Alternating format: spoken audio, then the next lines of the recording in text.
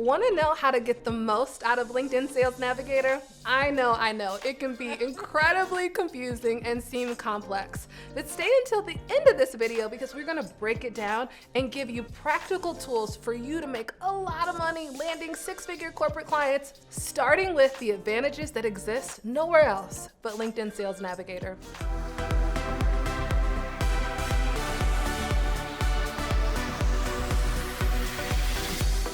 I'm LizJSimpson, founder of the Big Money Movement, accompanied by Cheryl Parks and Heather Petherick, our incredible, brilliant coaches who support the women entrepreneurs that we help land 5- and 6-figure clients through the Big Money Movement.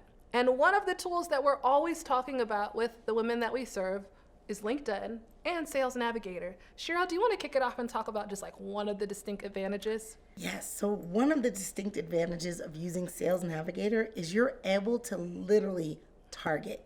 You can start targeting your ideal buyer. So first and foremost, once you get your positioning together and set up and you know intentionally where you're going, optimize your LinkedIn profile, and then all of a sudden you jump onto Sales Navigator and you're able to start targeting your buyers. You can target them by title, by region of the country, by industry, and you can start to understand and develop lists that you want to use for your prospecting, basically, and start reaching out, to actually create connections and also engage in things that they have going on.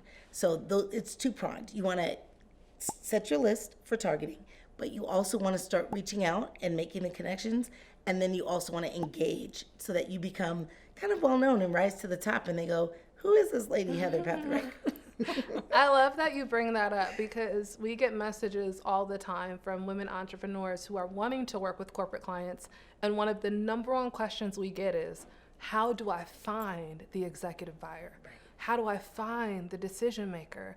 And so there is literally no other place that I can think of that does this so well and so affordably. Like at the time of recording this, LinkedIn Sales Navigator is like $79 a month. And to your point, Cheryl, you can go into LinkedIn Sales Navigator and say, I'm looking for a VP of sales, or I'm looking for a director of operations, or I'm looking for a chief information officer. And the filters are just so powerful for you to quickly identify who those buyers are. Another tip from when you talk about that, Cheryl, that it makes me think about is, say you have the goal of working with the corporation, but you don't know what the job title is. You can actually, using the targeting of Sales Navigator, you can go in and say, okay, let me look at Coca-Cola. Let me look at the employees of Coca-Cola. Let me filter the titles of Coca-Cola. And then you might realize, oh, they call this person the chief marketing officer, or this is the person that is, leading brand awareness. So you can work it both sides. You can search by job title and find who are the corporations that fit your specifications. Or if you're clear on the company you want to work with, you can filter and search to see who are the buyers and decision makers within that corporation. It's so key. Because a lot of times we don't know the titles of those buyers. Or the titles are unique to the corporation. Literally. 100%. Yep. Not every time. job title translates. And I think that's something that we spend a lot of time educating the women that we work with on, because they're like, well, what do I call this role? I'm like, well, let's go find out. Right. Let's find out what they call it at this particular company, because it does, shift from place to place. You all make great points, but I'm going to point out the obvious of how to get the most out of LinkedIn Sales Navigator. Yeah. It's to use it, Yeah. right? And this may be obvious, but it's something that I think we need to point out, because, we'll liken any tool, any app, any membership, right? Yeah. How many times have we taken out a gym membership and we're paying the same price, $80 a month, but guess what? We're not showing up. And I'm not getting any better toned legs, but I'm paying all this money. And I'm apt to say, this isn't working. It's not for me. Yeah. Right? When no tool, and it doesn't matter how good the tool is or how fantastic the functionality is, if we actually aren't using it, if we aren't getting in the gym, doing the reps, using the dashboards, searching companies for these titles and decision makers, it's wasted money. So, bar none, the best tip you can, get it and use it. And it's going to feel awkward at first, just like getting in the gym. As you're learning the nuances and navigating the tool, you will get better and more adept, more skilled, and more strengthened at it. And that's one of the best ways to get your money's worth out of LinkedIn Sales Navigator. I love that you bring that up because we work with women entrepreneurs who have a ton on their plate, and time and efficiency is one of their greatest concerns. And so when you talk about using it, one of the things that we teach our clients is chunking their calendar, right? So being very intentional about what you assign to your time, meaning that during this time block, I'm assigning the responsibility of my income producing activities, or I'm assigning myself the task of reaching out to executive buyers. And if you're doing that, another reason why I love Sales Navigator and how to get the most out of it is if you use the targeting and you save those searches, or you save those leads, or you save that company, LinkedIn Sales Navigator will then have its own private dashboard where it will share updates. So say I've saved Coca-Cola as a company. When I log into LinkedIn Sales Navigator may say, hey, did you know that Coca-Cola has been featured in the news recently? Ooh, or do you know this executive buyer at at Coca-Cola has changed roles? Ooh. Or did you know that Coca-Cola is hiring? In our world, we call those triggering events. Ding, ding, ding, right? ding, ding. So those become triggering events that now create an opportunity potentially for us to reach out to our decision maker with new insights, new value based off of that information. So if you don't have a lot of time and you're trying to work smart, not hard, by saving those searches and getting those insights on those triggering events, it helps you to maximize your time so you don't got to hang out all day on social media, but Sales Navigator shows you what's critical based off of those relationships that you've identified as high priority strategic relationships. And what I love about that, Liz, is those triggering events, when you have these searches set up and you get these notifications in LinkedIn Sales Navigator, it is a reminder of when is now the perfect time to reach out to this organization, right? Yeah. They've changed roles, there's a new decision maker, any of these could be triggering events. And that's when the buyer is in the perfect position for you to reach out and entertain a conversation about how you can solve their problems. It's genius.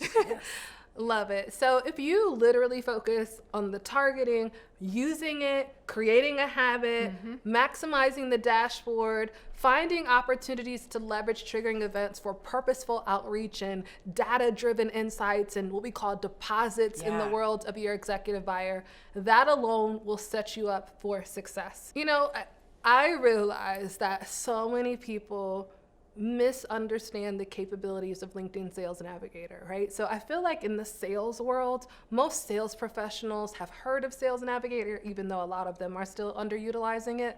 But in our world of entrepreneurship, I'm like, oh my gosh, so many entrepreneurs just have their head in the sand and are literally just really unaware of the opportunities that Sales Navigator creates.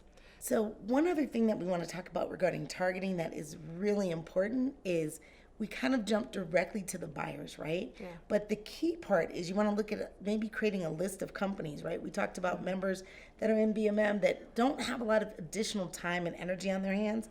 So we want to create lists of companies or a list of companies where you focus on the brands that light you up. Yeah. What brands are you loyal to? Because you know what? When you're talking to those brands, that's when your energy is going to come through about your excitement with regard to the brand itself. I love your point, Cheryl, because when we as a seller are lit up about talking about the buyer or the customer's business, you know, another soundbite that runs through my mind is sales is simply enthusiasm transferred to the customer. When we're enthusiastic and lit up and a fan of a particular brand, that's a great place to start our business conversations because our natural enthusiasm and affection for their brand and what they're doing is going to come across. And it's going to open up the conversation in ways that if we really didn't care about the brand, they would feel it. Right. Yes. And I'll add to that, the other piece of it is once you target and create that list of brands that you want to focus on, once you start dropping into the buyers, take a look at their profiles. What are they talking about? What are they commenting on? Yeah. You know, what's the conversation that's happening in their industry or within their role and responsibility for that particular company?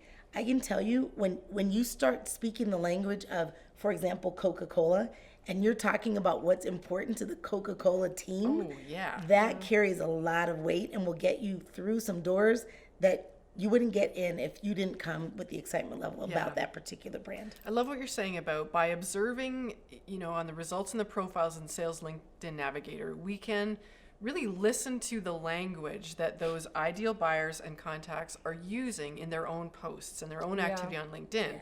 And we can then start to speak in that language, speak about the values, the mission, the same initiatives, so that when we do reach out to these buyers, because of the work that we've done in Sales and Link Navigator, we can appear as though but we can mirror and talk in the same language.